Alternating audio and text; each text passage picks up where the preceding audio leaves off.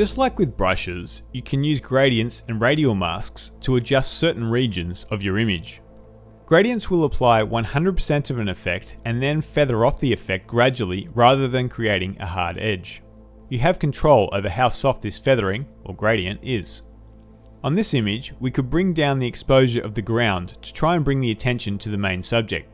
I'll create a gradient with the exposure and shadows brought down. You can move the gradient around by moving the pin. You can rotate the gradient by dragging the middle line of the gradient back and forth. I can also create a radial in the middle of the image to bring further attention to our subject. Rather than darkening everything around this point, I can invert the effect and brighten whatever is within the circle.